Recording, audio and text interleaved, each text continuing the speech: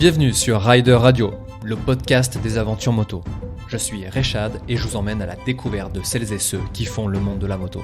Pour ce nouvel épisode, j'ai eu la chance de m'entretenir avec Bader. On a retracé ensemble son parcours qui à la base n'était pas vraiment destiné à la moto. Mais le destin, la chance et les détails ont fait le reste. Mais avant de nous écouter, voici sa définition de l'aventure. C'est pas simple de résumer l'aventure. Je crois que l'aventure déjà c'est quelque chose de ça peut être un voyage, ça peut être un projet, ça peut être plein de choses. Et je crois que ce qui lie finalement, le dénominateur commun à toutes les aventures, c'est peut-être, hem, d'entreprendre quelque chose en ayant la certitude profonde qu'on va y arriver, sans vraiment savoir tout ce qui va se passer ou comment on va y arriver. Toi, tu as décidé à un certain moment d'entreprendre et donc en effet, c'est cette aventure que j'ai aussi envie de parler avec toi. Hem, mais avant, à quel moment, toi et la moto, ça a été le coup de cœur? J'imagine que ça a été, dès l'enfance. Est-ce que tu peux nous en parler? Ah oui, non, mais moi, pas du tout, justement. Pas du tout. Moi, je suis pas issu d'une famille de motards. Il y avait pas de motards, chez mes parents, chez mes frères et sœurs. Il y avait pas de motards, chez mes cousins, cousines, oncles, tantes, personne. Personne. Moi, je suis né en Algérie, j'ai grandi en Algérie. Ensuite, on a vécu au Moyen-Orient. Mon père était pilote de ligne, donc il nous trimballait un petit peu partout à chaque fois qu'il changeait de compagnie aérienne. Et finalement, la première fois que j'ai posé mes fesses sur un 2 roues, c'est on était en France. C'était un scooter parce que comme mon père était toujours en vol justement avec ma mère, elle faisait ce qu'elle pouvait pour gérer 5 gosses, mon père nous avait acheté 2 scooters pour qu'on puisse se rendre au collège et j'en avais une peur bleue de ce truc. Je voulais monter derrière mon frère, je voulais absolument pas conduire ce scooter, il me terrifiait ce truc-là Tu avais quel âge là, à peu et près? hem, juste le passage du BSR, j'avais 14 ans D'accord. et j'avais absolument aucune envie d'avoir un scooter, un 2 roues, enfin ça m'intéressait pas en fait. Je voyais pas l'intérêt. Je trouve ça hyper dangereux. J'étais sûr que j'allais me fracasser quoi avec ce truc. Et puis il y a eu le BSR. Bon voilà, donc fallait que je passe le BSR. Et puis donc je monte sur ce scooter qui était un Yamaha Neos. Voilà, c'était pas très joli, mais pratique, disons. Et puis bah j'accélère. Alors le gars me dit bah accélère, accélère. Et puis bah quand tu sens qu'il tient tout seul, tu lèves les pieds. Déjà le concept même de lever les pieds et que ça tienne tout seul, je me disais: «Mais c'est comment ça? C'est pas possible, en fait». Fallait que j'expérimente cette sensation d'équilibre et puis ça arrive, voilà, ça y est, je dois être à 12,3 kilomètres/heure. Je lève les pieds du sol, je les mets sur le marchepied du scooter et là, pour moi, c'était, une révélation. C'était absolument ridicule comme action, hein, mais moi, ce moment-là m'a marqué. Ce sentiment d'équilibre du scooter, précaire, hein, parce que cette vitesse-là, tu es à 2 doigts quand même de tomber tellement tu vas pas vite, mais il y avait ce sentiment d'équilibre, qui m'a et pour moi, c'était vraiment, une vraie explosion de bonheur dans la tête. Voilà. C'est juste genre: «Waouh, je viens de découvrir un truc de dingue» Et ça, et tu viens de le dire, c'est pas en fait, c'est même pas la vitesse qui t'a plu, c'est vraiment cette sensation d'équilibre parce que tu l'as dit, tu allais pas très, très vite et c'est cette sensation d'équilibre, de se sentir, tenu presque par rien, en fait, finalement, quand on est sur un 2 roues, on a cette impression, on est tenu par rien, on vole, quoi, on glisse et donc c'est ça qui t'a plu et moi, je suis assez étonné au final, tu vois, tu m'apprends quelque chose, que tu connu, en fait, c'est même pas la moto, tu as connu le 2 roues, si tard, en fait, 14 ans, finalement, c'est assez tard, ouais, hein? tard, bien sûr, Ouais, bien sûr. d'accord. Et puis attends, non seulement ça, mais je veux dire, avant de parce que après, OK, le scooter, ça commençait à être cool. Donc, après, j'ai voulu un scooter en particulier, j'ai voulu commencer à le bricoler, vario, embrayage, galet, ressort d'embrayage, carbu, et pot d'échappement Polini Forace, enfin la totale, tu vois? J'étais vraiment, je commençais à kiffer l'idée d'optimiser, mécaniquement cet engin. Mais encore là, moi, j'ai 15 ans, peut-être, bientôt 16 et j'ai aucune envie d'avoir une moto. Pour moi, Mmh. c'est toujours pas le sujet. La moto, c'est toujours pas un projet. Le scooter, ça va, mais non, moi, je me voyais déjà avoir une voiture à 18 ans et basta. Et puis un jour, pareil, un pote me prend derrière lui en moto. Et donc, première fois que je monte sur une moto, donc en passager, je devais avoir donc 15 ans. Et là, par contre, c'est l'accélération et le bruit que j'ai senti. OK. Et là, je me suis dit: «OK, là, en fait, il y a un truc qui se passe là, c'est je pensais pas que ça pouvait exister, en fait». Que ces sensations, moteur, le son, le vent, enfin, pareil, tu es très naïf, je monte là-dessus en me disant: «Bon, bah, je flippe, mais j'y vais». Et quand j'ai vécu ça en passager, je me suis dit: «Il faut absolument, absolument qu'un jour je puisse avoir la chance de piloter un engin comme ça». Et donc Donc tu t'es donné les moyens de le faire, donc j'imagine des étapes un peu classiques, quoi, vers 18 ans, tu as passé ton permis, tu as acheté ta non, première 125 moto? direct. J'étais trop 125, impatient, OK. donc Ouais, à 16 ans, je passe le permis 125. Ça se passe bien, voilà, j'achète, une Aprilia RS 125, ouais. donc un 2 temps, voilà, ça me faisait c'est des sportifs qui me faisaient rêver parce qu'entre temps, j'étais tombé sur un ou 2 grands prix à la télé, pareil, complètement par hasard, et je vois ces mecs qui posent le genou, qui mettent la tête derrière la bulle dans les lignes droites, qui prennent 300 km/h, qui glissent, qui lèvent, qui et en fait, j'étais fasciné tout de suite par les motos sportives parce que c'est la première chose que j'ai vraiment vue à la télé, voilà, mais tu vois, on parle de ça, t'imagines quoi? C'est enfin 15 ans. Avant ça, c'est Mmh. comme si la moto n'existait pas dans mon Ouais, esprit, ouais. quoi. C'est marrant cette, Aprilia RS, je crois qu'elle en a fait rêver plus d'un. Franchement, tu le mec qui avait ça au lycée, putain, C'était le king. c'était le boss. Ah ouais, c'était le C'était le boss. boss, oui, c'est vrai. Non, mais c'est vrai, il y avait ça se tirait la bourre, moi, j'étais loin d'être le plus, moi, je me rappelle, j'avais deux trois mecs, il y en avait un qui avait une TZR 125, un autre qui avait, une Cagiva Mito, parce que bon, bah, voilà, il y avait 3 motos, voilà, qui faisaient rêver. Il y avait la TZR 125 un peu plus, voilà, celle-là faisait un peu moins rêver, mais elle était quand même pas mal. Il est NSR 125, bon, moins de chevaux que les autres et tout. Mais ouais, j'avais sans doute la meilleure moto. J'étais loin d'être le plus doué parce que les gars qui roulaient avec ces motos, eux, faisaient de la moto depuis tout petit, du cross. Et moi, je voyais bien que j'avais un gros retard de niveau, de pilotage, quoi. Ça, ça me, ça me, ça me faisait du mal. Mais tu parles, J'avais ouais, envie d'être quelqu'un de meilleur. tu parles de niveau, de pilotage. Euh, Bah, du coup, quand tu parles de ça, c'était sur route, bah, enfin, comme Ah on a oui, pu tous le faire. Ça oui. va, avec ce type de moto, avec pas beaucoup d'expérience, ça va, tu t'es pas fait de grosses frayeurs, t'as pas eu de carton. En tout cas, à cette période-là, je pense que, je parle aussi Non, pour non, moi, non. de 16 à Hmm. même 25, tu vois, on commence à être un peu dingo. Donc, est-ce que ça a été compliqué, C'est toi? moi les accidents, enfin les chutes, on va dire que j'ai eues, c'était pas vraiment de l'insouciance, c'était de l'ignorance. J'avais vu un Grand Prix sous la pluie. J'ai raconté cette histoire plusieurs fois, mais elle est vraie et je vais continuer de la raconter, tant que je m'en rappelle parce que j'en reviens même pas que j'ai pu faire un truc pareil. J'ai vu un Grand Prix sous la pluie, un Grand Prix moto, et c'était genre, je sais plus si c'était les qualifs, les essais, si c'était le samedi ou le dimanche. Tout ce que je sais, c'est que ce jour-là aussi, il pleuvait chez moi. Hem, j'ai vu les mecs poser le genou sous la flotte et je me suis dit, en regardant ça: «Waouh, en fait, il y a un grip de ouf». En fait, ça tient grave un 2 roues sous la Ah pluie. putain, Je me suis pas demandé du je te vois tout. arriver. Ouais, non, mais c'est fou, hein. C'est fou que j'ai pu faire ça, mais oui, j'ai pris mon scooter, je me suis chauffé, j'ai pris, mes écouteurs, j'écoutais de la musique sous mon casque et je me dis: «Allez, vas-y, vas-y mec, allez, rond-point, courage». Je me suis satellisé au premier passage, mais alors instantanément. C'est-à-dire que je suis allé trouver le rond-point que je connaissais où il y avait quand même le moins de circulation, parce que j'étais à la fois idiot et quand même j'avais quelques notions un peu d'instinct de survie, on va dire, au fond. Je suis allé chercher ce rond-point-là à la campagne. C'était à Saclay, pour ceux qui connaissent un peu l'Île-de-France. Voilà, c'est pas loin du CEA, c'est pas loin de Polytechnique. Il y a beaucoup de lapins là-bas. Je parle des lapins parce que c'était un joker que j'ai sorti. Mais bref, en tout cas, il y a ce rond-point trempé. Et là, je fais un tour de rond-point. Deuxième tour, je dis, allez, c'est bon, tu mets de l'angle. Évidemment, je perds l'avant, enfin, je perds tout. Euh, première chute, donc je me vois glisser, je me rattrape avec mes mains, je vois des étincelles, mon pot Polini qui fait des étincelles. Je fais, oh, mon Dieu, tout est fini. Horrible. Je me lève, je regarde même pas si je suis blessé, je regarde mon scooter qui était massacré, j'étais dégoûté. Et là, il a fallu que bah, j'appelle mon père. Et ouais. Et donc, j'arrête quelqu'un, j'avais pas de téléphone portable, j'arrête quelqu'un, hop, j'appelle. Mon père, furax, me dit: «Qu'est-ce qui s'est passé?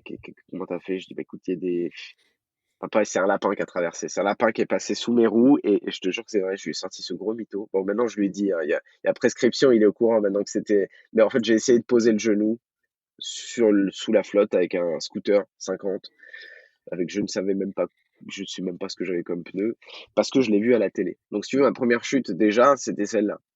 Ouais, mais Après avec la 125, non, c'est il y a un certain panache dans cette histoire, tu vois? De se dire: «Tiens, allez, je vais poser le genou dans un rond-point quand il pleut». Non, non, franchement, beau.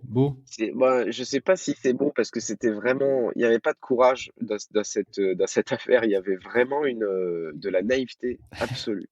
C'est comme ma deuxième chute en 125 avec ma RS, je veux dire, jamais de chute et là il neige. Il neige et je pouvais prendre le bus, hein, pour aller au lycée, c'était pas le problème. Mais à cette époque, je lisais un peu Joe Bartim, la BD et je me rappelle que c'était un truc de motard ça, tu vois? Un truc de bonhomme de sortir sa moto quand il neige C'est vrai. et je me suis dit: «Ah attends, personne va venir en moto. Je serai le seul. Je serai le king du lycée si je fais ça avec ma RS». J'ai pas roulé longtemps, j'ai roulé 3 minutes. Heu, je roulais à peu près, une l'allure de marche, c'est-à-dire 6 kilomètres/h avec les 2 pieds au sol puisque la moto glissait. Je me fais klaxonner par un bus parce que j'avance pas. Je mets un petit coup de gaz pour avancer et je la fracasse, elle tombe, voilà. J'ai massacré ma moto, les carénages, tout, tu vois? Donc idiot, pareil, insouciant, naïf en me disant: «Bah, bien sûr que tu peux rouler sur la neige sans problème avec une moto, avec n'importe quelle moto, avec des pneus, semi-slick, avec un 2 temps». Enfin non, non, tu ne peux pas faire ça et voilà, donc si tu veux, mes 2 premières chutes, pas de rien de ouf, hein, que des conneries, en fait. C'est ce que j'allais te demander aussi, c'est que bon, dans tout ça, tu t'es pas fait mal? Je crois pas, non. Parce qu'au Non, non, final, bon, à 6 kilomètres/h, alors tu peux te faire mal à 6 kilomètres/h, hein, mais c'est vrai. tu au moins tu t'es pas fait mal. Pareil pour le rond-point, j'imagine qu'avec ce scooter, tu devais pas être non plus, à Non, des je vitesses, crois pas. importantes. Donc ouais, dans l'ignorance, tu as aussi eu un peu de chance et finalement, Complètement. ça t'a pas arrêté, quoi. Ça t'a pas arrêté, c'était quoi la suite au final, de toutes ces expériences? On en a parlé tout à l'heure, c'était le permis, le gros cube du coup? Ouais, gros cube à 18 ans.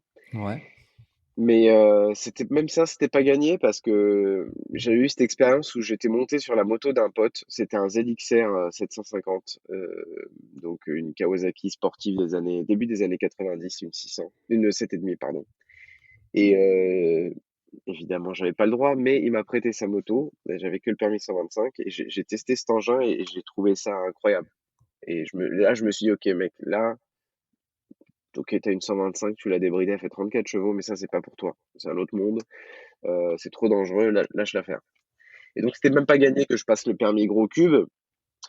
Je me suis quand même motivé. Pourquoi? Parce que ce même pote il s'appelait José, putain, c'est mortel ce mec. C'était un tarmo, mais le tarmo Joe Bartim, le vrai, quoi. mmh. Il s'en foutait de tout, il avait de l'équipement dégueulasse, mais il kiffait sa passion, il se posait aucune question, il roulait comme un timbré.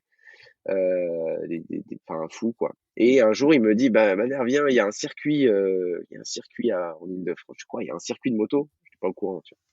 «Ah, je crois que ça s'appelle Carole et tout, il y a des gens qui roulent».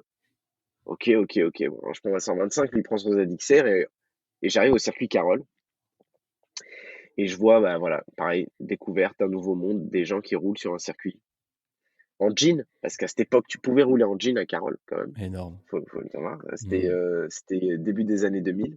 Incroyable. 2003, je crois, 2003, Mmh. 2004, ça roulait encore en jean. Et ce même jour, José me dit: «Eh bah, regarde, ça fait la queue, apparemment on peut rouler, c'est gratos». Parce que Carole était gratuit le week-end à cette époque. Il suffisait de faire la queue, d'avoir, ton permis de conduire, ta carte grise et ton assurance et tu pouvais rouler. Il fallait juste avoir des chaussures montantes, voilà. Putain, mais j'ai l'impression que tu me Et parles d'un truc, c'était dans les années, mais 50, mec, c'est pas si vieux en fait. mais ouais, c'est Je te ouf. jure. Là, tu imagines 2003-2004 quoi. Bah ouais, Bon, c'est il ça y a pas commence à longtemps. dater maintenant, on parle d'un truc Ouais, qui a ouais. 16 ans, mais quand même, c'est assez impressionnant. Mmh. Et donc c'est comme ça que je me retrouve sur un circuit en 125, en jean avec des Caterpillar, donc à Paris, au circuit Carole, à découvrir ce que c'est, voilà, un virage, des vibreurs, je vais pas dire des trajectoires parce que honnêtement, je faisais ce que je pouvais. Je me faisais doubler par des mecs avec je sais même pas ce que c'était comme moto, des trucs, des anciennes, parce que les Mmh. 125 roulaient avec les motos rétro dans les mêmes sessions, voilà. Donc, et là, quand j'ai découvert le circuit, je me suis dit, ben là, il faut que tu passes le permis moto, le vrai, le gros, quoi, et que tu fasses de la moto sur piste, comme ces héros, comme ces champions que tu vois à la télé.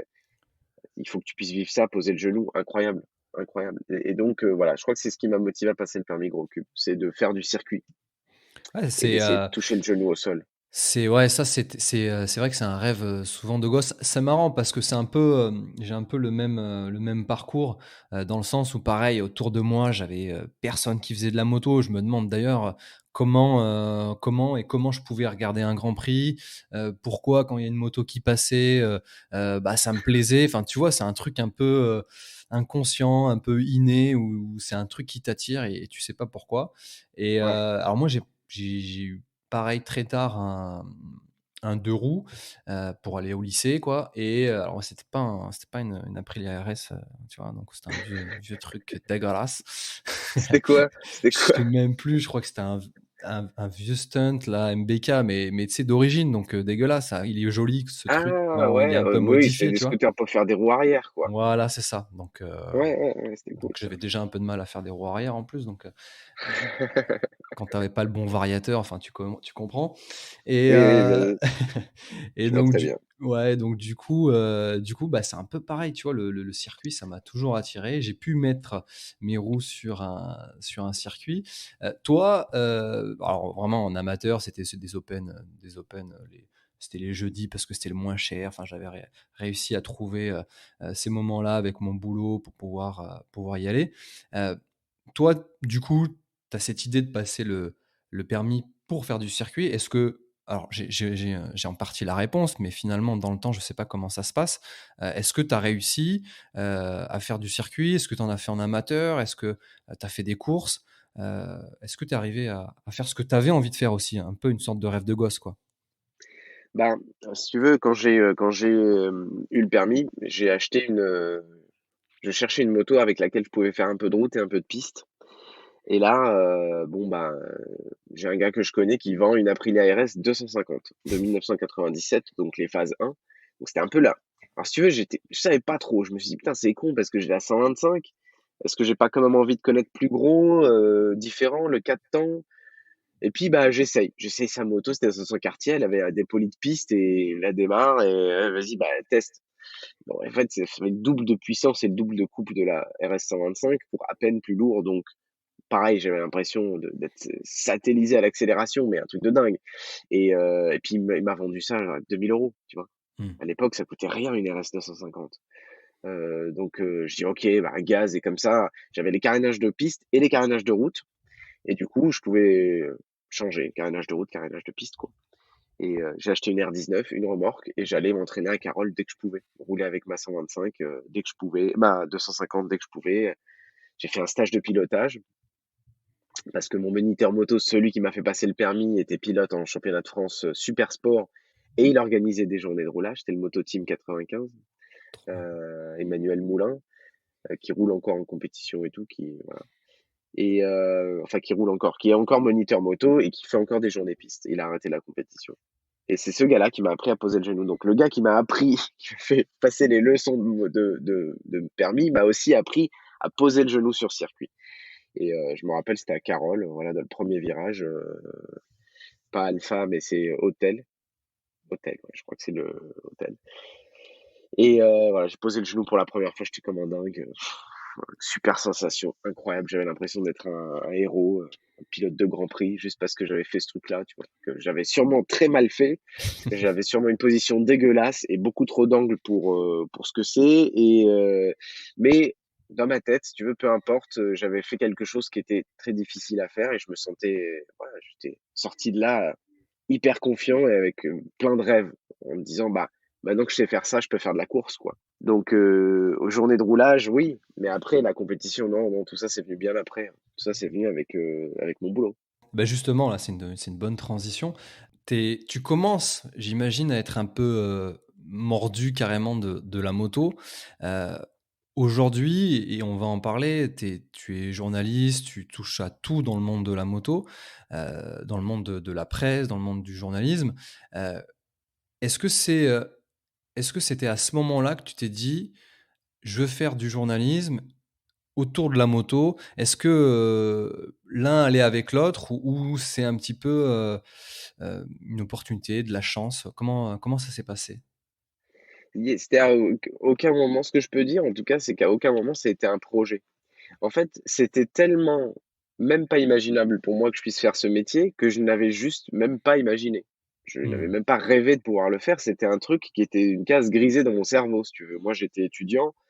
Mon père, il nous a éduqués un peu à la dure au niveau des études parce qu'il voulait vraiment qu'on ait tous, tu vois, on a 5 gosses, il voulait qu'on ait tous le bac S, il voulait tous qu'on ait genre le niveau minimum, c'est ça les gars, et après on verra, on discute.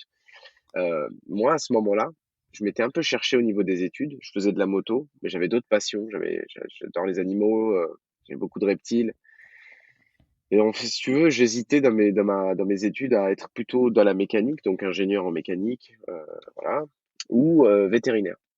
D'accord, OK. Après le bac S, je tente un IUT, un IUT en génie mécanique et productique, mais j'arrête parce que ça me plaît pas bien.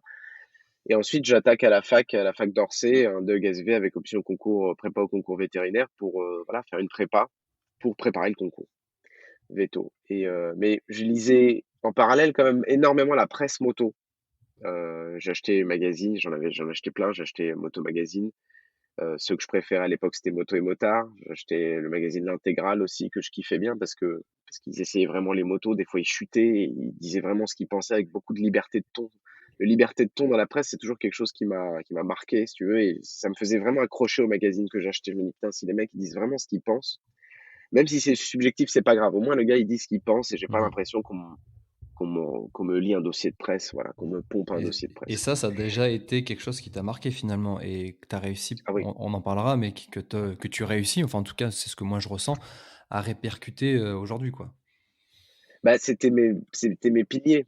Mmh. C'est arrivé après, mais si tu veux, quand j'ai commencé à travailler dans la presse, c'était d'entrée de jeu dans les magazines que je lisais. Donc, et comme je le soupçonnais, comme je le lisais, ces gens-là qui m'ont appris le métier étaient des hommes libres. Mmh. Et ils travaillent encore dans la moto, on en reparlera, mais c'est des gens qui m'ont marqué beaucoup et heureusement que je suis tombé sur eux et pas sur n'importe quel rédacteur en chef ou n'importe quel journaliste, parce que c'est comme tout, hein. Il y a des bons, il y a des moins bons, Mmh. il y a des consciencieux, il y a des moins consciencieux. En tout cas, je préparais un concours vétérinaire et je lisais beaucoup la presse moto. Et je me rappelle très bien, tout est parti d'un coup de fil. J'étais sur mon lit en train de bosser des maths pour un examen à la fac. Et j'avais ma pile de magazines juste voilà, par terre à côté de mon pieu. Et je vois le magazine Moto et Motard. Putain, je lâche mon bouquin de maths et je regarde, je me dis, allez, c'est bon, je me détends un peu. Je feuillette le truc. Et j'étais tellement fan de ces mecs que je me suis dit, putain, viens, appelle-les, trouve le numéro dans le mag, appelle-les juste pour leur dire, putain, c'est cool ce que vous faites, merci, quoi. Le magazine Moto et Motard, je sais pas si tu connais, mais il Si, ouais. cristallisait beaucoup, beaucoup, beaucoup de fans. Et je sais qu'il y a beaucoup de gens qui leur rendaient visite à la rédaction, qui allaient les voir sur les salons de Paris. Il y avait des gens qui allaient, qui leur envoyaient des courriers, des cadeaux. Et donc, je savais que ce témoignage de respect, ces remerciements, c'était quelque chose que le magazine avait tendance à recevoir régulièrement et c'était normal. Donc, bon, je me dis, allez, n'aie pas honte. Là, je cherche dans le magazine, je trouve dans l'ours le numéro de téléphone, j'appelle. Et là, la secrétaire me passe un des MIB, un des journalistes donc, qui travaillait à Moto et Motard, c'était Yacouba. C'était Yacouba, donc qu'on appelait Rastayak. C'était un black avec des dreads, super personnage, pilotage hyper agressif. J'étais ultra fan de Yacouba en plus. Donc je me dis, waouh, putain, elle va me passer Yacouba, c'est incroyable. Mmh. Et elle me passe Yak et Yak dit, ouais, ouais, salut, qu'est-ce que tu veux? Ouais, ouais, je voulais te dire, c'était hyper sympa en fait ce que vous faites, merci. Ok, merci, bah, et qu'est-ce que je peux faire pour toi?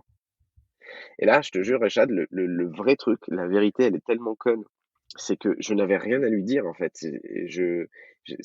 En fait, je voulais juste lui dire merci. Ouais. Et comme il a un peu balayé ça d'un revers, genre, ok, c'est cool, mais qu'est-ce que tu veux? Et je me suis dit, bah là, trouve un truc parce que t'as l'air trop con, en fait, c'est la honte. Dis-lui un truc. Et là, je balance, mais vraiment, c'était de la merde, c'était de la connerie, quoi. Je lui dis, écoute, voilà, je voulais savoir comment on devient journaliste SR parce que ça m'intéresse. Mais c'était du pipeau, je n'y avais jamais pensé, en fait. Et là, Yak me dit, bah, je sais pas, qu'est-ce que tu fais? Bah, je dis: «Bah, je suis à la fac et tout». Il me dit: «Bah, si tu es à la fac, essaie d'avoir une convention de stage et peut-être que tu peux faire déjà un stage dans un magazine pour voir». Je dis: «Mais non, les conventions de stage de quoi? Moi, je suis en DEUG-SV, Mmh. donc c'était de la biologie, ils vont» non, il me dit: «Non, non, t'inquiète, à la fac, ils s'en foutent, tu fais un stage l'été et ils s'en foutent, voilà, ils te filent la convention». incroyable. Je dis: «Attends, là, tu es en train de me dire que je peux faire un stage dans un magazine moto, quoi?» «Ah ouais? OK, OK, OK, bon, bah, merci, merci» et puis là, c'est là que la 1re graine a été plantée. Je me suis dit: «Attends, cet été-là, je peux faire un stage. OK, bon, alors je vais essayer». J'appelle un autre magazine, L'Intégrale. Le rédac chef était David Dumas. David Dumas qui aujourd'hui commente les grands prix sur Canal+ et David, me dit au téléphone: «Oui, on cherche un stagiaire pour cet été». Bon, évidemment, je vais chercher ma convention de stage, j'envoie une lettre de motivation toute pétée parce que je savais même pas rédiger une lettre de motivation. Il m'accepte et je fais ce stage l'été, quoi et c'est parti comme ça, hein.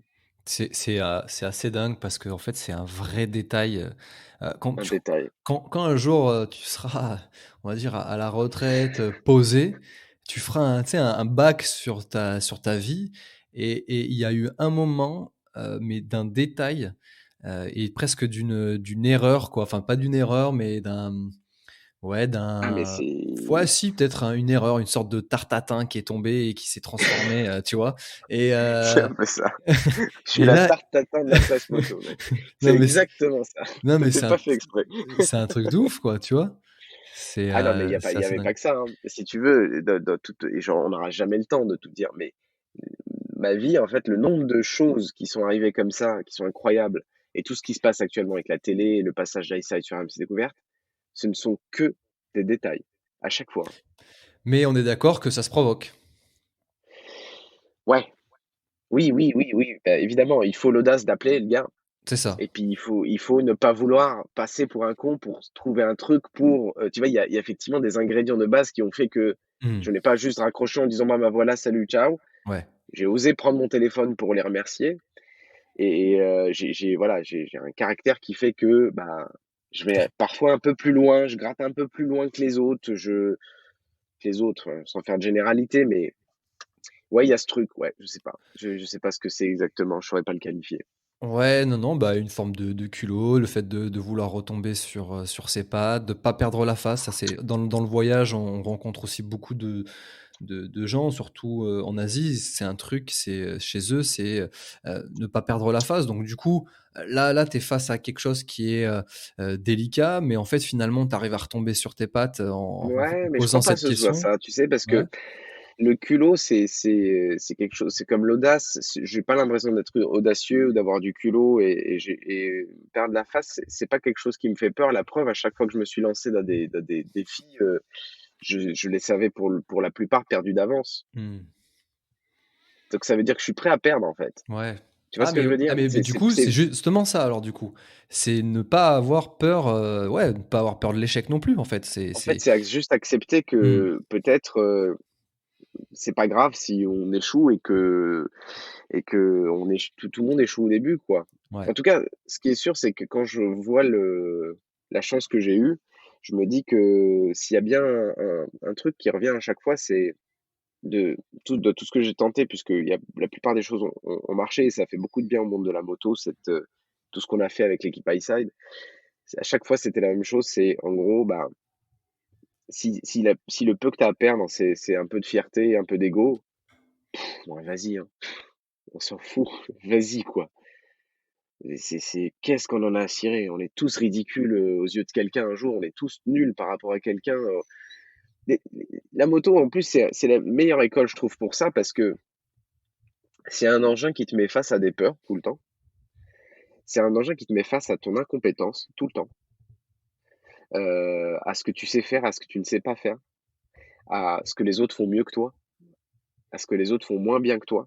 C'est un espèce de d'outil de mesure de ton courage, de ton expérience, de ton talent et tu es posé là-dessus, en fait, toute ta life quand tu es motard et c'est un bel engin, mais moi, ce que je trouve encore plus beau, c'est que ça te met face à toi-même et ça t'oblige à voir la vérité en face, quoi. Je suis bon ou je suis pas bon. Je suis courageux ou je suis pas courageux. Je sais faire ou je ne sais pas faire. Tu vois, personne se pose la question quand on marche ou quand on fait du vélo. Mais quand tu es sur une moto, on peut pas s'empêcher, en fait, de se comparer à d'autres ou de ressentir soit de la peur, soit de l'excitation, en fait, voilà, on est forcément ballotté là-dedans, toutes ces émotions. Moi, en tout cas, je les vis beaucoup sur une moto et encore aujourd'hui, malgré le fait que ça fait bientôt 17 ans que je fais ce métier, ben, encore aujourd'hui, il y a des motos qui m'impressionnent, des motos dont je comprends pas le mode d'emploi, des Il y en a plein, même la majorité, à chaque fois que je remonte sur une nouvelle moto, je suis humble et j'essaie de me dire: «OK, qu'est-ce que je vais apprendre ou qu'est-ce que je vais encore pas comprendre de la dynamique de celle-ci ou de comment faire, telle figure avec celle-là parce que je galère avec celle-là. Hem, est-ce que je vais réussir à découvrir ce circuit, en quelques tours? Est-ce que quel chrono je vais faire?»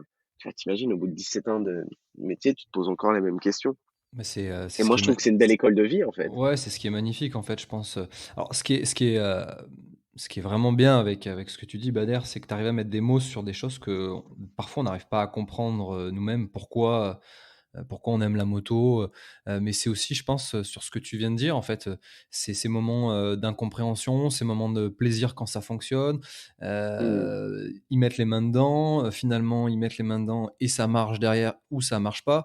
Donc en fait, mmh, heu, on des fois la moto, en tout cas pour moi perso, je peux l'aimer autant que je la déteste parce que, moi j'ai une vieille bécane et des fois elle marche pas donc je c'est le truc le plus dégueulasse que j'ai dans le garage et ça me saoule. Mais quand elle fonctionne, même à 50 km/h, je suis comme un dingue. Comme pour les parties de circuit que j'ai pu faire sur les Open, comme ça.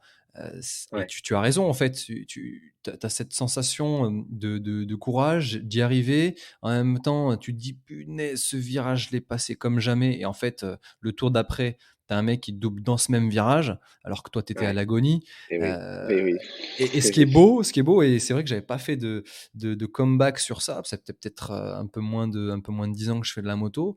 Bah, en fait, c'est toujours pareil, c'est vrai. J'ai toujours ces émotions. Alors moi, c'est ouais, beaucoup de voyages, donc ça a un aspect encore un peu différent parce qu'on prend un peu plus de temps. Il n'y a pas forcément de notion de vitesse, mais il y a de notion de rencontre. On rencontre beaucoup de gens grâce à la moto ouais, parce que à l'étranger, bah, le premier véhicule à moteur, c'est la moto, alors que ça soit des mobylettes mmh, ou des motos un peu plus avancées entre guillemets.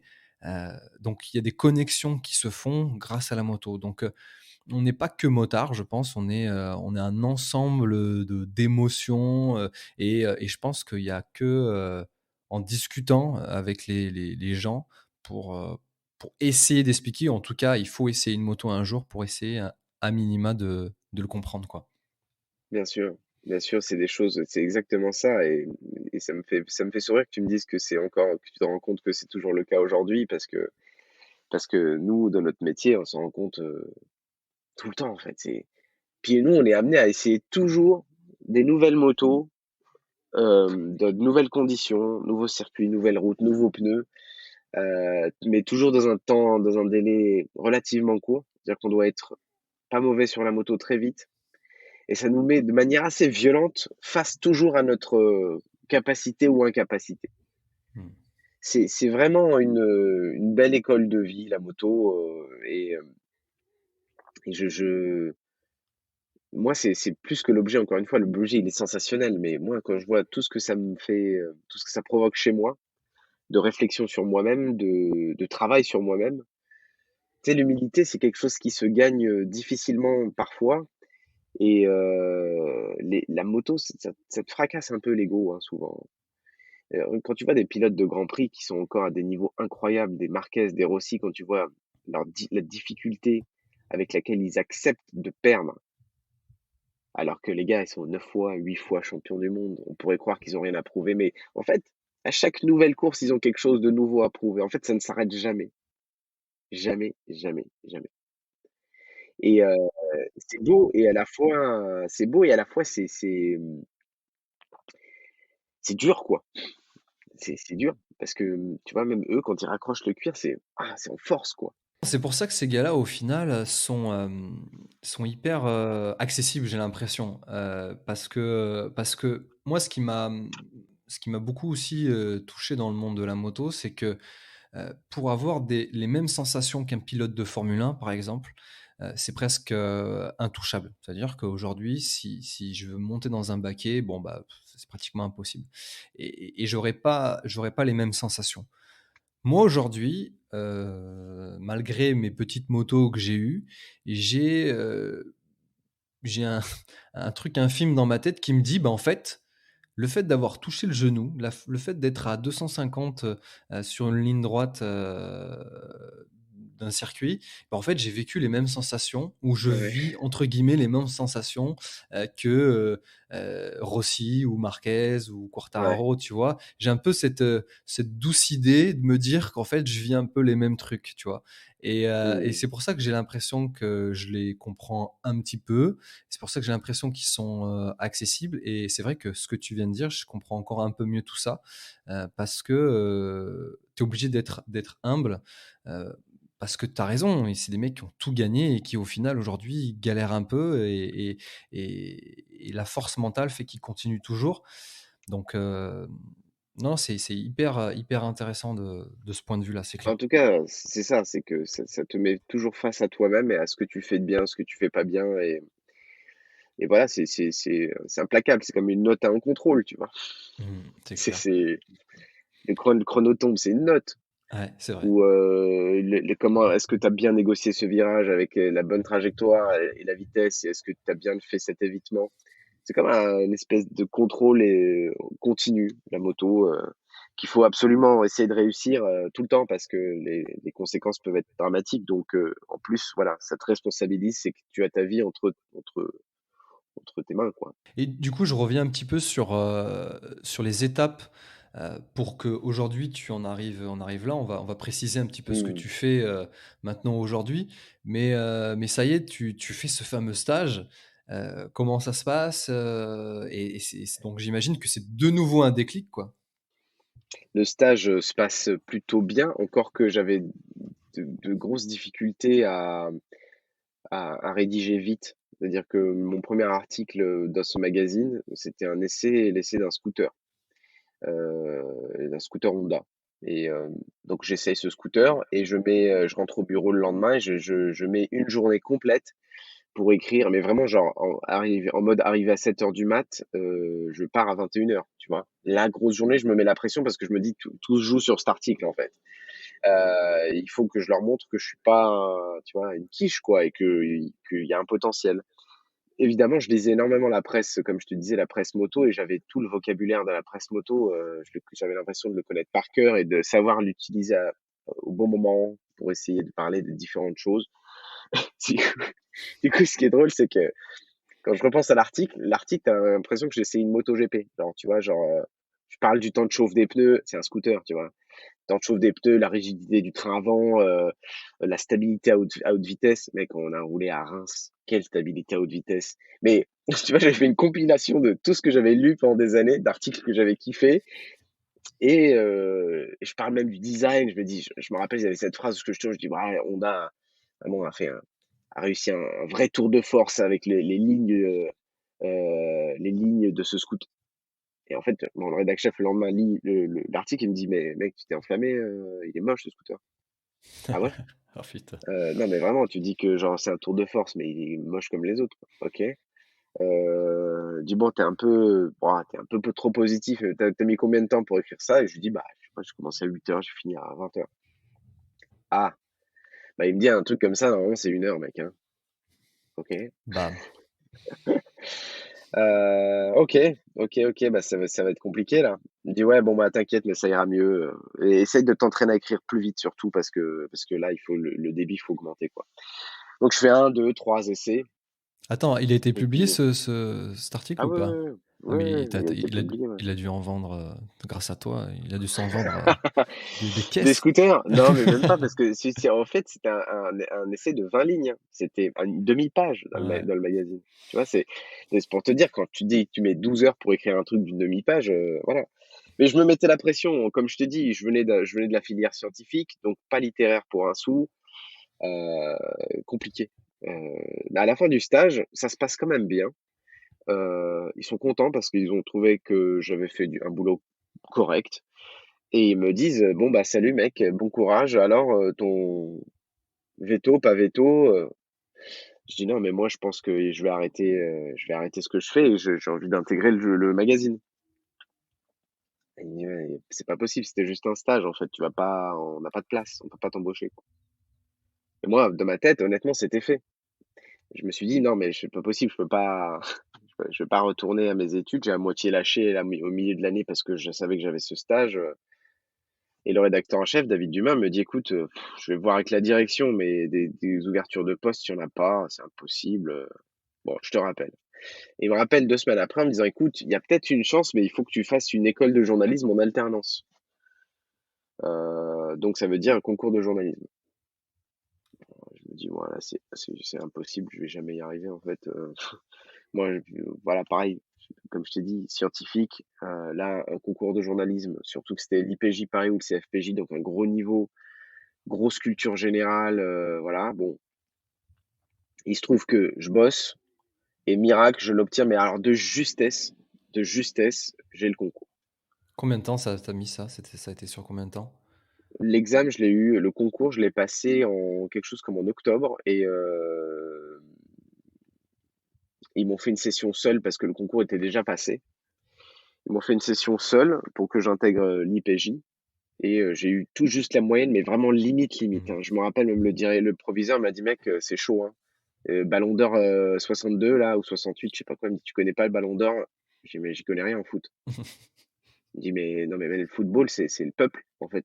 Tu es journaliste, tu es censé avoir une culture absolue, Mmh. tout savoir et les sports comme ça, hyper populaires, tu es censé tout connaître».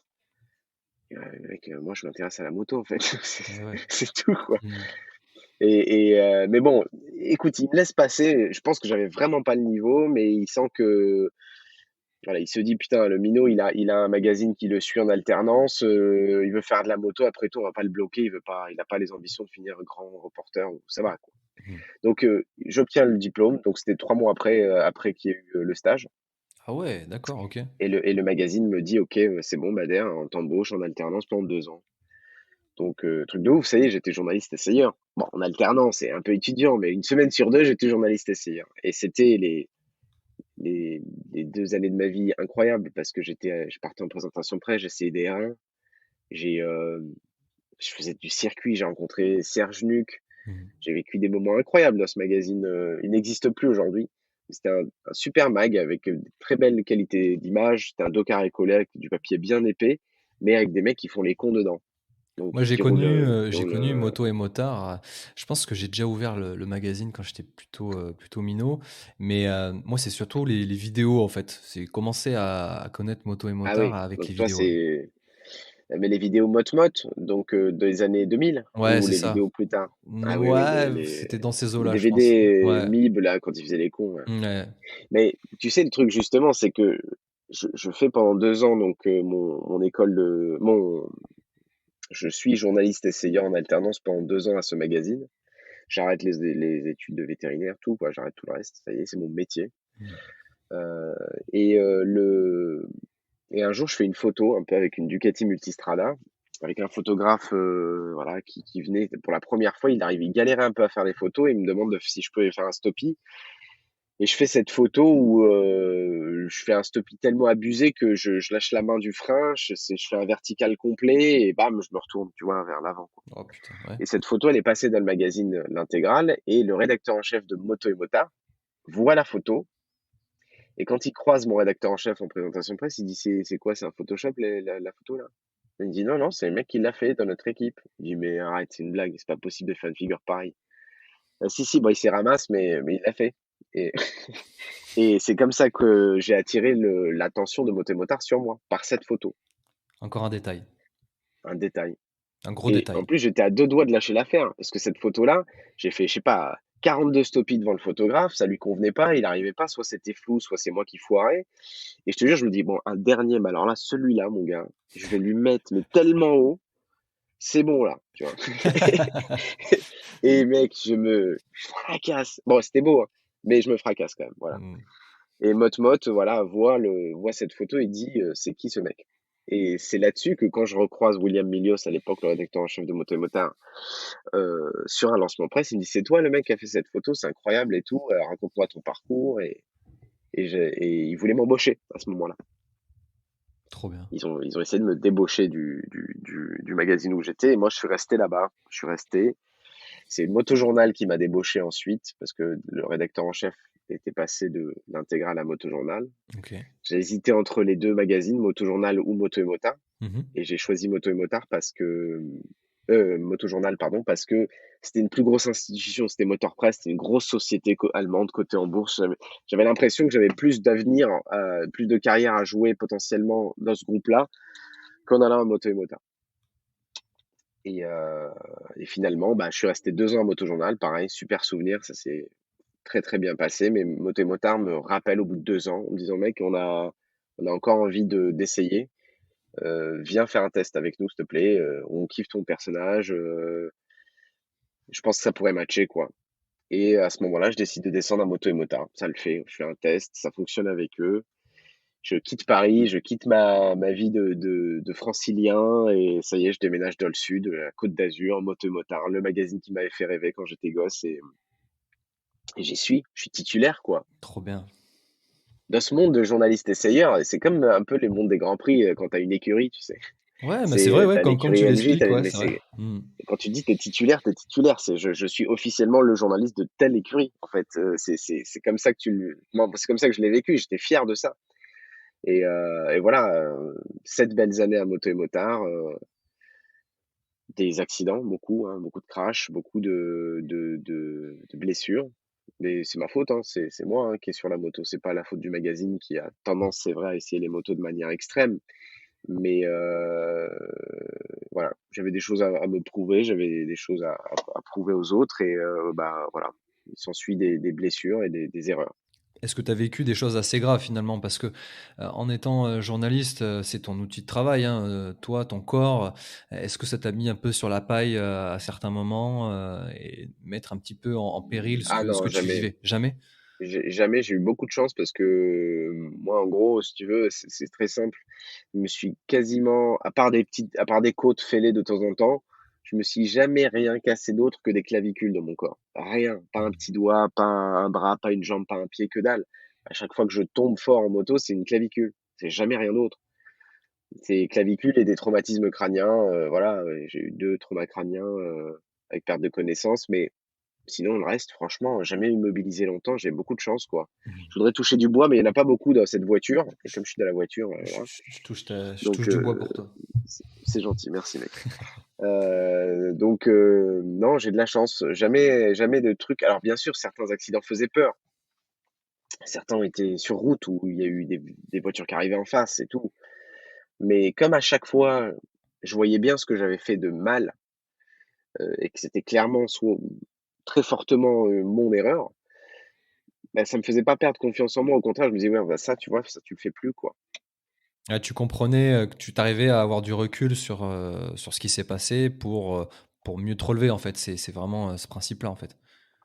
Oui, à chaque fois, j'analysais un petit peu, la chute et je voyais bien ce que j'avais fait de mal et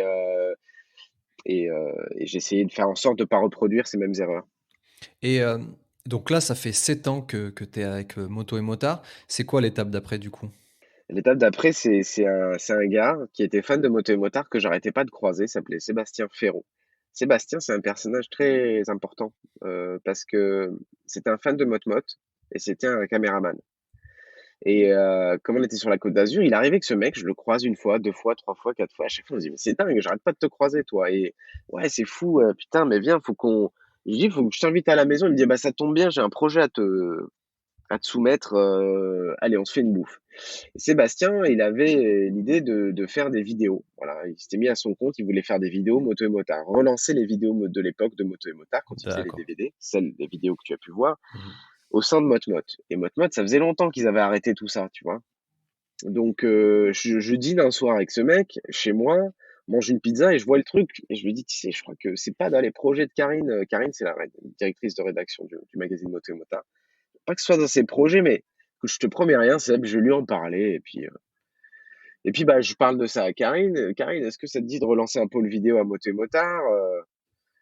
Voilà, comment on peut faire? On n'a pas de budget, supplémentaire, mais peut-être qu'on peut au début se débrouiller, quoi. Seb a accepté de travailler, au début gratuitement pour juste essayer de faire en sorte que ces vidéos existent et comme j'étais le seul à l'époque de Moto et Motard, à cette époque-là, à prendre de mon temps perso pour faire de la vidéo, bah, j'ai construit ces premières vidéos, le retour des vidéos Moto et Motard avec Sébastien, que tous les 2. Donc on bossait tard le soir, on commençait tôt le matin, on faisait des montages, on faisait des voix off et on a lancé M&M Émissions, donc c'était en 2010, 2010-2011. Et Karine voit la première émission qui était une tentative d'émission de moto, extrêmement mal faite, mais avec le cœur, en tout cas, c'était un massacre. Mais elle voyait le potentiel et on l'a tous vu et on s'est dit, allez, voilà, une émission d'1 heure sur Internet pour les motards. Et donc on lance la même émission et ça dure 2 ans. On trouve qu'elle a un peu de budget, quelques partenaires, mais clairement on dépense plus d'argent que ce qu'on gagne. Et un jour, Karine me dit, donc c'était en 2011, comme quoi, tu vois, ça se joue à rien. Karine dit: «Écoute, Bader, c'est mignon, mais là, je peux plus. En fait, je peux plus, c'est sympa ce que vous faites, mais les gars, c'est trop cher. C'est trop de temps. Ça vous prend trop de temps et on va arrêter parce qu'on va devoir licencier Sébastien et on va arrêter là». Ah merde, ouais. Et dur parce que je me suis dit: «Putain, il y avait une échappatoire». Moi, ça faisait déjà plus de 10 ans que je faisais de la presse moto, de la presse écrite. Je me suis dit: «Putain, l'avenir, c'est quand même la vidéo. On est en train de faire de la vidéo, c'est en train de prendre, on peut pas lâcher comme ça». Et je dis à Karine: «Écoute Karine, on va pas s'arrêter là, c'est pas possible. Il faut essayer d'aller en télé parce qu'en télé, il doit y avoir les budgets en fait pour qu'on Mais continue c'était à quoi travailler». l'audimat? C'était quoi l'audimat là déjà sur internet, sur ces vidéos? L'audience de mes émissions, l'audience, et franchement, je te dirais une bêtise, mais à l'époque, c'était pas mal, mais ça devait faire quoi? Peut-être 200 000 vues, 300 000 vues. Bah, c'est énorme. Aujourd'hui, il y en a qui ont dépassé le million de vues, évidemment, quand tu vas voir, parce qu'elles sont toutes encore en ligne, ces Ouais, mais vidéos, et j'invite les gens. en 2010, c'est énorme. Oui, mais c'était Moto et Motard. Moto et Motard, c'était très populaire. Mmh. On avait une page Facebook qu'on a lancée.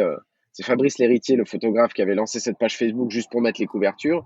Moi, j'ai pris en main la page Facebook. Elle est montée à 500, 600 000 fans très vite. Et ouais. Moto et Motard, c'était beaucoup de popularité, très populaire, Mmh. encore aujourd'hui. Donc, bref, je dis à Karine, écoute, il faut qu'on essaie de vendre un programme moto à la télé. Et c'est le seul moyen de garder le poste de Seb et d'essayer de gagner un petit peu d'argent avec de la vidéo. Mais encore une fois, je dis cette chose, mais je n'ai aucune idée de comment je vais faire, mec. Tu parles d'aventure, on y Mmh. est, hein. Ah ouais. Je viens de balancer ça à ma patronne en me disant, bah, la télé existe, il y a de l'argent en télé, nous on fait une émission, et c'est pas possible qu'on n'y arrive pas. Je sais pas comment on va faire, mais on va y arriver, quoi. Et je ne savais pas à quoi je m'attaquais du tout. Et quand le soir je suis rentré, j'ai prévu un programme télé. C'est-à-dire, je me suis dit, comment il faudrait faire une émission de moto pour qu'elle soit acceptée par le grand public. C'est-à-dire quelqu'un qui ne connaît rien à la moto, comment il peut rester, regarder et être intéressé par ça? Parce que c'est la clé. Si tu veux faire de l'audience, bah, il faut que ça parle au plus de monde. Mmh. Si tu veux faire des trucs de niche, oui, mais te plains pas de pas avoir de budget derrière. Ouais, tu avais déjà C'est comme conscience ça que qu'il c'est. fallait parler au grand public pour que ça attire. Ça, je pense que Ah d'ailleurs, bah, il y en a beaucoup qui doivent se bloquer sur ce principe-là, de rester, mono-passionné, on va dire, et qui perdent un peu, alors c'est ce qui est bien, c'est qu'ils restent dans leur passion, mais finalement, moi, j'ai envie de comprendre, ce qui se passe, mais si tu es trop technique, en fait, je vais zapper, quoi. en fait, je crois que la capacité la plus importante de notre métier, c'est l'empathie. L'empathie, c'est une capacité à se mettre à la place de l'autre. Donc si tu te mets à la place de quelqu'un qui ne t'aime pas, qui a un blocage avec toi, tu vas donc essayer de trouver des solutions, si tu as envie que ça marche en tout cas, tu vas essayer de trouver des solutions pour que cette personne, pour attirer son attention et qu'elle te parle et qu'elle s'intéresse à toi et qu'elle voit que tu en vaut la peine. L'empathie, en fait, c'est indispensable pour travailler dans le monde de la télé ou de la vidéo. Tu fais des vidéos pour que les gens les voient. Mmh. Donc, mets-toi à leur place, en fait. Il faut juste accepter de se mettre à leur place et de lâcher le côté exclusif, presque terroriste du motard qui ne jure que par ses passions à lui, ses motos à lui, sa catégorie de moto à lui. Mmh. T'as bien vu, la moto, c'est très segmenté, en fait. Tout à fait, ouais. Et les mecs des trails n'aiment pas les mecs qui font du cross, et les mecs qui font du cross n'aiment pas les pistards, et les pistards, enfin bon, mais ça peut continuer 2 heures comme ça. C'est-à-dire qu'au sein même de la moto, ça se met sur la gueule. C'est compliqué, hein, quand même, comme communauté. Tout le monde est très passionné, mais trop, tu vois. C'est Ouais, c'est vrai. compliqué de parler avec des motards. En tout cas, ce qui est sûr, c'est que la télé, elle, accepte de bosser avec des gens qui font de l'audience. Or, faire de l'audience dans le monde avec la moto, pardon, c'est quelque chose que personne n'a jamais fait en télé. C'était l'échec de l'histoire de la télé, c'est la moto, en fait. Parce qu'à chaque fois qu'on a démarché une chaîne, à chaque fois, ils nous ont dit: «Non, c'est nul la moto, ça touche personne, ça n'intéresse personne. À chaque fois qu'on a fait un truc sur la moto, ça n'a pas marché, c'est impossible les gars». OK, OK, donc moi je me dis un truc, je me dis: «Bon», je regardais pas mal, Top Gear UK, Ouais. la version anglaise donc de Top Gear. C'était diffusé à l'époque sur RMC Découverte et il y avait qu'une seule chaîne qui diffusait des programmes moteurs, donc des programmes à base de véhicules en prime time. Prime time, c'est de 21h à 23h. C'est les programmes de forte audience. Tu vois, c'est l'heure, ce qu'on appelle l'heure de grande écoute. C'est là que la France entière est devant la télé. Mmh. Donc, si tu veux aller sur cette case-là, tu as intérêt à avoir des programmes forts, hein. C'est les programmes d'ailleurs les plus forts qui sont euh, sur ce créneau-là. C'est le créneau le plus difficile à obtenir. Mais je vois cette chaîne et je vois qu'ils ont Top Gear et moi je rêve d'une émission qui passe de 21h à 23h en télé, une émission de moto qui ressemble un peu à un Top Gear de la moto, parce qu'après tout, Top Gear, c'est un petit peu aussi l'histoire de moto et motard. C'est une bande de potes qui font les cons avec des véhicules et qui testent des trucs idiots, mais qui Clairement. sont quand même bons dans leur pratique. C'est-à-dire que c'est des pilotes, ils gèrent, ils maîtrisent, donc en gros, ils savent de quoi ils parlent, mais ils refusent de se prendre au sérieux. C'est Top Gear, et c'est aussi moto et motard. Donc pour moi, c'était complètement logique que si un jour on faisait une émission, forcément, elle va forcément ressembler un petit peu à Top Gear. Et donc, ben, je me dis, on va faire une émission de moto qui va ressembler un peu à un Top Gear de la moto et on va la présenter à RMC Découverte. Et on va faire un épisode pilote, un 0-0, qui fait 52 minutes exactement comme eux, avec un plateau exactement comme eux. Et je vais partir voir RMC Découverte avec ma petite valise, mon iPad, et je vais leur montrer ça, et ils vont nous acheter en fait. Et ça c'est presque passé comme ça. On fait l'épisode 0-0, nous on en était extrêmement fiers. On l'a enlevé, il est plus sur internet, tu peux plus le voir. Nous, on en était extrêmement fiers, honnêtement. On avait l'impression, en rentrant de ce tournage, on avait des lumières, des caméras, on avait dans le public, on avait juste 10 potes pour venir faire le faux public, tu vois. Mais nous, on avait l'impression d'être des rockstars. Je te jure, on rentrait de là, on était genre, waouh, on vient de faire un truc de fou, quoi. Et avec le recul, c'était très nul. Très, très nul. Et on était nuls, mais j'ai pas les mots, en fait. Mais on était, en tout cas, tous heureux de l'avoir fait. Et c'est bon signe. Quelque part, c'était bon signe. J'upload cette vidéo sur Internet et j'envoie le lien à RMC Découverte. J'avais fait un compte LinkedIn, je cherche RMC Découverte, je tombe sur des gens, la directrice notamment de la chaîne, j'envoie des mails et le lien, j'ai pas de réponse. J'envoie des mails et le lien à d'autres personnes chez RMC Découverte, j'ai pas de réponse.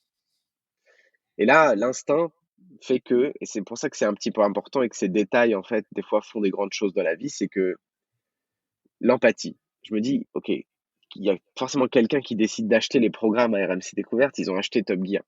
Et donc, je tape RMC Découverte, achat programme. Et là, je tombe sur le nom du mec. Donc, déjà, je trouve le contact. Et je me dis, OK, si le mec, il aime Top Gear, il faut que j'arrive à mettre Top Gear dans le titre du mail pour que juste il ait envie de l'ouvrir, en fait. Mmh. Le titre du mail, c'est un Top Gear moto 100% français.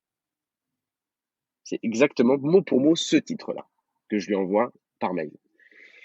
Et 20 minutes plus tard, 20 minutes, hein, mec, le gars m'appelle. Et mon numéro de téléphone en signature du mail. Corentin Glutron, directeur des achats d'RMC Découverte, m'appelle. Il dit bonjour, j'ai vu votre email. Ok, ça peut être intéressant. Est-ce que vous avez un lien de... Je dis, ouais, oui, je vous l'envoie tout de suite. Et le mec, il regarde le truc et il me donne rendez-vous à Paris. Alors, je me suis dit, putain, ça y est. Ça y est, putain, c'est ouf. On est en train d'y arriver, quoi.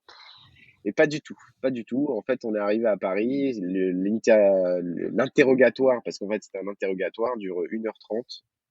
Tout ce que je dis est noté par une nana, là, qui est à côté, qui écrit tout ce que je dis à ce mec, qui me pose 1 milliard de questions, et qui voulait savoir qui on était, comment on avait fait, où on avait trouvé les budgets, il voulait tout savoir. En fait, il s'intéressait pour lui plutôt, tu vois, pour l'avenir, je pense, Mmh. voir s'il y avait moyen de faire un programme moto, comment s'y prendre. Je pense que c'était stratégique, tu vois, les questions qu'il posait. Il voulait Ouais. savoir d'où on venait, quoi. Il y a des journalistes TCR, mais c'est quoi ce monde, c'est bizarre. Et du coup, à la fin du rendez-vous, je dis alors, est-ce que on fait affaire? Est-ce que vous voulez acheter des épisodes de Highside? Et là, vraiment, il rigole, genre, mais de bon cœur, genre, mais non, pas du tout.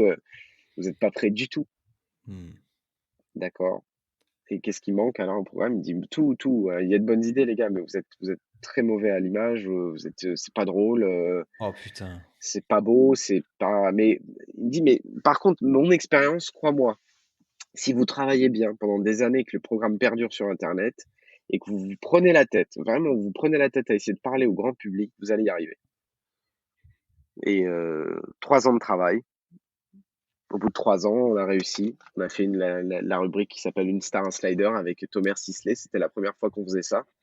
On a commencé à parler de langage télé, en gros, avec cette rubrique. Parce Mmh. que on prenait une star que tout le monde connaissait et on la mettait dans une situation difficile, flippante, où il y avait un enjeu à la fin. Et donc, forcément, ça scotche les gens. Et quand Corentin, parce que à chaque mois, il regardait les nouveaux épisodes d'Ice il m'envoyait, il était adorable ce mec, il m'envoyait un mail avec ça c'est bien, ça c'est nul, ça ne le refaites plus, ça refaites-le. Et il forgeait avec moi petit à petit le programme pour que ça commence à ressembler à une émission de moto, quoi. En fait, il s'est il Et puis, s'est il s'est marré au début, mais en même temps, il vous a pas lâché, quoi. Ça veut dire qu'il ah, il a les a il pas a lâchés. Il m'a dit, senti moi, si ouais, tu, oui, il a dit, moi, si tu fais le travail, si tu fais le taf, peut-être que dans 3 ans, vous travaillerez avec RMC Découverte et que vous y serez, les gars. Peut-être en prime time, ça serait fou, mais peut-être. trop Et bien. c'est exactement ce qui s'est passé. Exactement ce qui s'est passé parce qu'on a pris le temps de travailler, de prendre du recul sur notre passion, de se dire: «OK, ça nous intéresse, mais en fait, les gens, ça, ils s'en foutent». Mmh. Il faut qu'on les fasse rêver, il faut qu'on les fasse marrer, il faut qu'ils apprennent des choses, ça, c'est indispensable, mais il faut qu'ils le fassent de la belle manière, en s'amusant, en passant du bon temps et quel meilleur qu'est-ce qu'on peut faire de mieux que de répandre notre passion? Tu sais, aujourd'hui, j'ai des mes confrères, on a bossé avec donc les journalistes essayeurs et il y en a beaucoup qui refuseraient de faire, ce qu'on fait. De faire de la télé parce qu'ils auraient l'impression presque de se trahir, en gros, de dire: «Ouais, non, mais attends, la moto, c'est une affaire de passionnés, en fait. Qu'est-ce que je vais m'emmerder à parler de ma passion à des gens qui ne sont pas passionnés? Pourquoi j'aurais besoin de faire des sacrifices, de sac» C'est dur ce que tu dis parce que moi, j'ai quand même l'impression, en tout cas aussi à l'image, que vous vous éclatez au final. Même si, peut-être parfois tu es pas sur le sujet le plus touchant pour toi, moi j'ai quand même cette vraie impression que ça vous plaît de ouf, quoi. alors, ce qu'il y a, c'est que alors ça nous plaît, bien sûr. Il y a pas de débat, en fait. Mmh. Mais par contre, c'est très par rapport au métier qu'on connaissait avant, c'est-à-dire journaliste essayeur moto, papier, c'est beaucoup plus compliqué, en fait, à faire. C'est beaucoup plus long, tout est plus dur, tout est les voilà, produire une vidéo et de cette qualité et produire, un article, c'est même pas comparable, c'est pas le même métier, en fait. Il y en a un qui est beaucoup plus chiant que l'autre et l'audiovisuel, c'est chiant. C'est un métier mais c'est ce qui est beau dans ce métier, c'est qu'il est difficile sur tous les aspects. Techniquement, le son, l'image, la lumière, la météo, le texte, le script, le montage, l'étalonnage. En fait, c'est un travail colossal, la vidéo.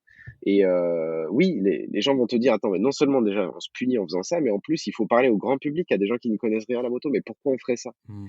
Bah, parce que pour moi, la meilleure chose qui puisse arriver au monde de la moto, c'est d'être encore plus répandu, en fait. Qu'il y ait de plus en plus de gens qui kiffent ça. Que les gens, au lieu de se crisper quand ils voient une moto passer et le sourire en disant: «Putain, c'est tel modèle, quoi». Alors c'est un vœu, pieux, hein, évidemment, on va pas convertir tout le monde, mais pour moi, plus on voit de motos à la télé, plus on aura des gens qui peuvent s'intéresser au sujet, être passionnés et découvrir que en fait, c'est un monde, extraordinaire. Donc oui, on a l'impression, moi, j'ai l'impression de d'avoir cette mission depuis que je fais ça, en fait. Non, mais c'est vraiment beau là, ce qui t'anime, c'est vraiment cette idée, bah, que les gens apprécient la moto. C'est un peu ce que j'essaye de faire aussi grâce à Rider Radio, donner l'envie de voyager, envie de dépasser les frontières et tu as raison, le transfert, de ta passion à quelqu'un, hem, c'est quelque chose d'assez grisant, quoi.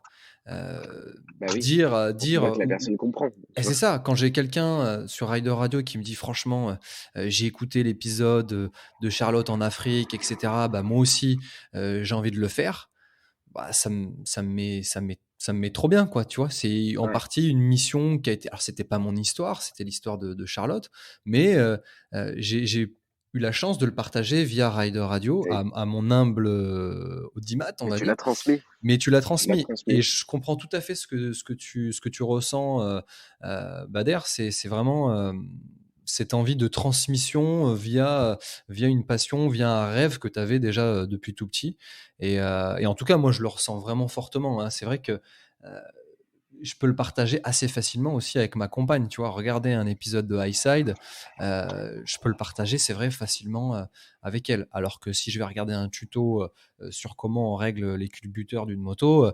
ça va la saouler, quoi. Qui peut être très intéressant, mais il faut être vraiment passionné et concerné en tout cas par le sujet. C'est clair, c'est clair. Et donc C'est là, c'est, c'est cette émission, ça y est, qui t'a révélé au plus grand public au final, hein, comme tu l'as dit, tu étais dans un monde, ouais, qui nous a révélé. ah On n'a ouais, pas fait ça tout seul, bien qui sûr, bien nous a sûr. révélé. Et au J'étais la locomotive du projet, mais pour qu'une locomotive fonctionne, il faut de l'énergie, il faut des rails, il faut des gens derrière, tu vois? mmh, Et il y a beaucoup de gens qui m'ont soutenu. Franck Turnbike, qui a cru au mmh. projet depuis le début et on s'est associés et c'est mon meilleur ami. Évidemment, dans les vidéos, on fait semblant de se haïr. Ça arrive qu'on se haïsse, hein, mais en fait, c'est mon meilleur ami.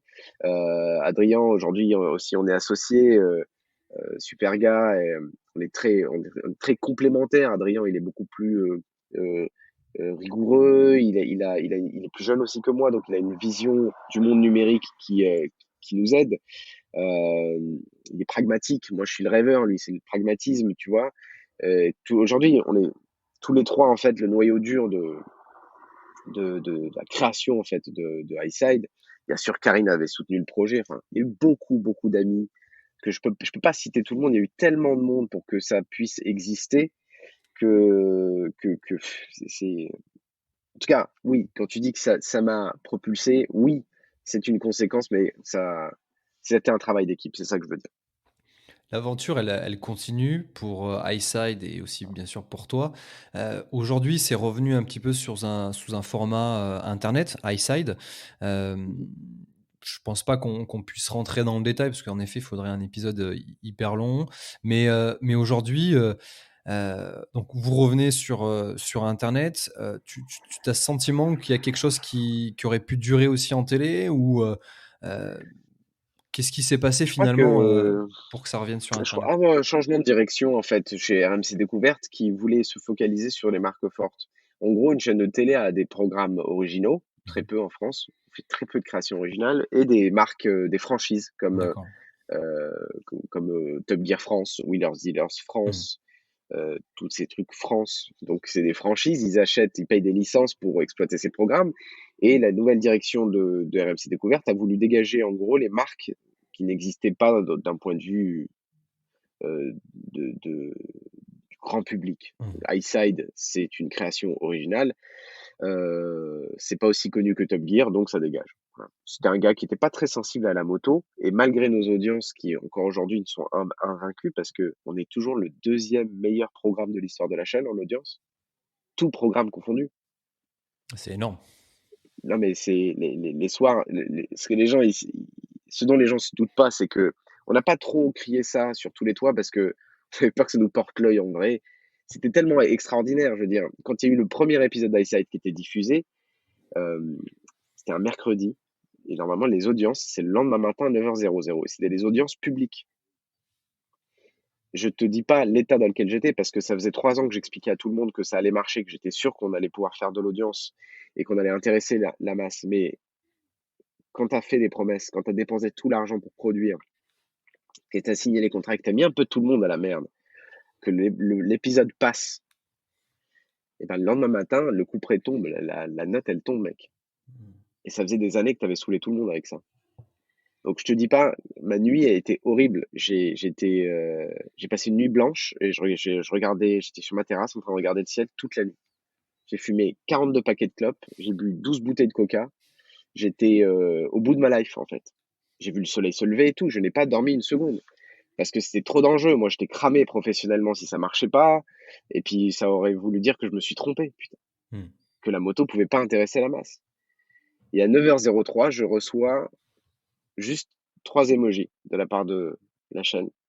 C'était 3 bouteilles de champagne. tu sais? Et là, tu te dis: «Attends, attends, attends, qu'est-ce qui qu'est-ce qui se passe?» J'essaie de les appeler, ils répondent pas, j'essaie de les appeler, ils répondent pas et bam, au bout de 10 minutes, ils décrochent et j'entends les mecs à la chaîne applaudir. C'est-à-dire derrière, il y a le gars qui m'appelle, Corentin, qui dit: «Bravo mec, putain, vous avez tout déchiré, c'est énorme ce que vous avez fait, bravo!» machin. Il dit: «On va boire un coup», tu sais, il était 9h30 du mat, les mecs, ils ont bu un coup quand même. Parce que pour eux, c'était une audience extraordinaire pour RMC Découverte, c'était énorme. On était ce soir-là, on était le troisième programme le plus regardé en France. C'est-à-dire qu'il y avait Incroyable. TF1, M6 qui Mmh. diffusait un truc et bam, le troisième juste au cul, c'était Ice Side, quoi. On était trending topic sur Twitter, le 14e sujet national de la journée, hashtag Ice Side, tu vois. Et là, Incroyable. t'es dans quel état d'esprit là? Parce que tu viens de résumer tout ce que ça pouvait impliquer, mais j'imagine dans ton cerveau, ça a dû être, Bah, enfin, t'as peur, t'as mais ouais, peur, t'as peur que ça se reproduise pas, en fait, tu vois. ouais. La première chose à laquelle tu Mmh. penses, c'est: «Putain, si ça se trouve, ils ont tous vu, mais ils ont tous détesté, ils reviendront pas la semaine prochaine», tu vois. Putain, C'est ça que tu te dis. comment on peut se faire mal avec le cerveau, hein, franchement, hein. On peut se Mais faire non, vraiment mais mal, hein. oui, À parce chaque fois, que on est enfin, en on veut fait, pas le le croire, truc quoi, est c'est à ça. peine réussi. Mmh. C'est ça, le truc est à peine réussi que tu es déjà en train de penser à son échec. C'est c'est horrible, mais à la fois, c'est comme la compétition. C'est ce qu'on disait tout à l'heure avec les mecs en MotoGP, c'est: ouais, le gars, il est 8 fois champion du monde, mais il veut l'être une 9e fois, et puis 10, et puis 11. J'avais fait une interview un jour de Jorge Lorenzo et je lui avais demandé, je lui ai dit: «Est-ce que tu préfères être, heureux toute ta vie ou, champion du monde, MotoGP une fois dans ta vie? C'est quoi le mieux pour toi?» Il me dit: «Mec, c'est évidemment, c'est heureux toute ta vie parce que tu jamais heureux quand tu es champion de MotoGP. Ah ouais. Parce que tu jamais assez de titres, en fait. Mmh. Parce que tu en fait, tu fait pour ça. Il y a pas un jour où tu dis: «C'est bon, j'en ai assez, je rentre chez moi», en fait. Alors, nous, c'est pas une question d'être champion parce qu'encore une fois, notre démarche à nous, elle était très altruiste. Que ce soit Adrien, Franck, Will, tous ceux qui sont passés dans l'émission, on ne voulait pas être à l'image. Moi, je m'étais même dit, je te le dis à toi et ça va te parler, que si jamais il y avait un jour une émission de moto à la télé, il fallait surtout pas qu'elle soit présentée par un arabe, en fait. Je ne voulais pas présenter cette émission parce que pour moi, c'était potentiellement une source d'échec, tu vois? On a détesté se voir à l'image, on a détesté, notre jeu d'acteur entre guillemets, on déteste se voir à l'image. Nous, pour nous, la mission, c'était de prouver qu'on pouvait faire de l'audience avec la moto. C'est pas nous le but. Le but, il dépasse, il est pas nous, on n'est pas important là-dedans. Et donc, en fait, quand je dis qu'on avait peur que ça ne se reproduise pas, c'est qu'on avait peur qu'on nous dise 2 semaines après: «Vous avez eu tort, vous voyez, ça a pas marché, hein». Et on a eu peur pour comme ça pendant 3 ans et ça marchait, ça marchait, ça marchait. Ça marchait, ça marchait, ça cartonnait. Et puis, bah, changement de direction, changement de ligne éditoriale de la chaîne, ça s'arrête. Pas de regret parce que quoi? Au final, c'était tellement de stress, c'était tellement contraignant. Puis tu pas chez toi, hein, tu vois? Ouais. Tu sur une chaîne. C'est pas comme une chaîne YouTube. Là, tu es chez quelqu'un, tu es chez une chaîne qui a ses contraintes, qui a ses exigences, qui a parfois des exigences difficiles, mais lourdes à porter, hein. C'est fabriquer un programme en prime time pour une chaîne, c'est du haut niveau, c'est compliqué, Et c'est beaucoup de travail. un sentiment aussi de peut-être d'être moins libre. Tu parlais tout à l'heure, de ligne éditoriale. Là, le fait de revenir sur YouTube, c'est toi qui décides maintenant. Enfin, quand je dis toi, c'est vous. Ah non, mais on a toujours décidé. Tu sais, un Chad, tout le monde croit qu'on décidait pas. La seule chose sur laquelle on était potentiellement bridé et c'est normal, c'est les gros mots, en fait. C'est juste que quand tu es en prime time le mercredi soir, bah, il y a des gosses devant la télé potentiellement. Quand tu es sur Automoto le dimanche matin, il y a des gosses. Donc non, tu dis pas les gros mots qu'on avait l'habitude de voir avant dans Eastside. Mais en dehors de ça, la chaîne, les chaînes, parce que même aujourd'hui avec TF1, il y a aucun bridage. C'est genre, la seule limite, c'est les gros mots et Mmh. la compréhension du sujet. En gros, si tu es en train d'expliquer pendant 5 minutes comment marche, le système de distribution, variable de la Suzuki GSX-R 1000, on va te couper, mec. Parce que là, tu as perdu tout le monde. Mmh. En fait, c'est ça le truc, c'est que la télé veut de l'audience. L'audience, ça se fait avec des programmes fun aussi, tu vois? Avec de la bonne humeur, avec des trucs un peu cons, tu vois? Donc la télé est prête pour ça. Ce qu'elle est pas prête pourquoi elle est pas prête en revanche, c'est les gens élitistes.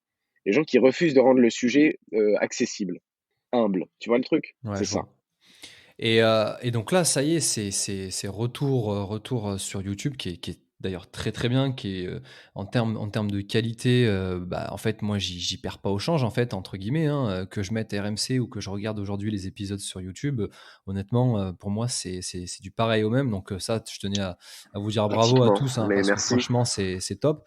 merci. Et puis après, moi, j'adore, le dimanche matin. Moi, le dimanche matin, je suis vraiment très tranquille. Quand il y a un reportage avec Bader, sur Automoto, je suis bien. En plus, C'est cool. heu, il y a un reportage qui m'a beaucoup marqué parce que tu as parlé de la Royal Enfield et moi, la Royal Enfield, Ah oui, je suis un peu marié avec elle parce que excellent, j'ai traversé le monde avec cette bécane et donc ça m'a fait délirer de te voir sur cette bécane, tu vois? excellent. Donc là, c'est super cool et C'est un aujourd'hui beau sujet ça, ouais. ouais et aujourd'hui, ta vie, là, on est aujourd'hui, c'est quoi? Et puis après, je vais te parler de tes projets, tu parlais tout à l'heure de rêves, j'imagine, que les rêves, tu les as repoussés, pas repoussés, mais tu les as passés un par un.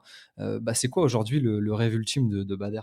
Le rêve ultime, de Bader aujourd'hui, c'est ouais, c'est un projet, mais je peux pas encore t'en parler Ah parce que sinon merde! Il y a faudrait il que y a je te tue après il y ça. a pas l'exclu Rider Heu, Radio, putain! non, non, non, il peut pas. Mais en tout cas, ce qui est sûr, c'est que, on va aller toujours dans le sens de la masse et de la moto.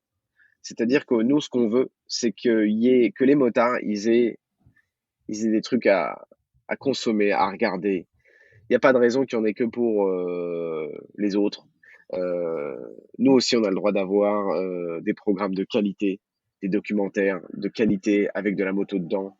Nous aussi, on a le droit d'avoir des grands voyageurs qui font le tour du monde avec des motos, des survivalistes, j'en sais rien, peu importe. On a le droit d'avoir des programmes avec de la moto dedans et l'idée, c'est d'aller dans une direction comme ça où on essaye de voilà, on essaie d'offrir aux gens, aux motards en tout cas, des programmes moto dans une qualité d'image incroyable avec une narration magnifique. Il y a plein de gars super en France qui font du super boulot. Tom Barrère qui fait Mmh. des super tutos là pour piloter des maxi trails, Ben Blake qui fait des reportages très touchants aussi en tourisme, Sylvain Guintoli, pilote de Grand Prix chez Suzuki, pilote de développement, champion du monde d'endurance qui fait des vlogs incroyables. Putain, en fait, on a des gens incroyables et on a envie de raconter leurs histoires. Donc je peux pas t'en dire plus, mais ce que je peux te dire, c'est que, hem, on va essayer de faire des choses où les gens vont avoir, pas que iSide, mais d'autres choses, mais produites avec la qualité d'iSide peut-être, voilà. Trop bien, C'est l'idée en tout cas, c'est le rêve. trop bien. Et vu que là, c'était alors je pense qu'on a aussi beaucoup de choses, qu'on n'a pas pu, préciser, mais je pense qu'on a fait un on a enfin, moi, j'ai compris beaucoup de choses par rapport à ton parcours. Qu'est-ce que tu dirais à quelqu'un qui, en te voyant à la télé, tout à l'heure, tu disais, et ça m'a forcément, touché, bah, le fait d'avoir, un arabe à la télé qui fait de la moto. Dans le monde de la moto, finalement, des Rechad et des Bader, il y en a pas non plus des millions. À tous ces minots et autres, hein, que on va dire notre communauté, qu'est-ce que tu voudrais dire à cet âge-là quand tu avais la vingtaine et qui te voient à la télé pour faire ce que tu fais ou en tout cas ce qui tourne autour de la moto? Tellement de choses. Bah, déjà, moi, la chose que j'encourage tout le monde, à faire, c'est qu'en général, quand tu entends, «Lâche l'affaire, c'est impossible» ou, «Tu vas jamais y arriver», c'est précisément à ce moment-là que ça devient intéressant. Parce que mec, je te jure que toute ma carrière, tout ce que j'ai fait, hein, à chaque fois, je ne compte pas le nombre de personnes qui, pour chaque étape, m'ont dit: «C'est mort, c'est impossible, tu y arriveras jamais».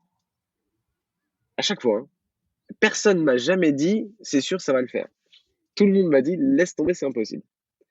Donc déjà, moi, j'ai envie de dire, si tout le monde te dit que c'est impossible, ça veut dire déjà qu'il y a peu de monde qui va le tenter. Ça veut dire que si tu te donnes les moyens, ça vaut le coup d'essayer, déjà.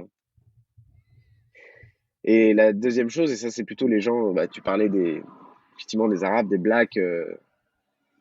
Moi, mon père, il nous a toujours. Moi, j'ai grandi en Algérie. Si je suis arrivé en France, j'avais 12 ans. Mais mon père, il nous a toujours éduqués à la dure et dans le respect des gens. Et cette phrase qui n'a rien d'original, hein, et qui est bateau, mais qui veut tout dire, c'est traite les gens comme tu veux être traité, en fait. Dans le lot, il y aura des cons qui te traiteront toujours mal, mais la grande majorité des gens va te traiter comme tu les as traités.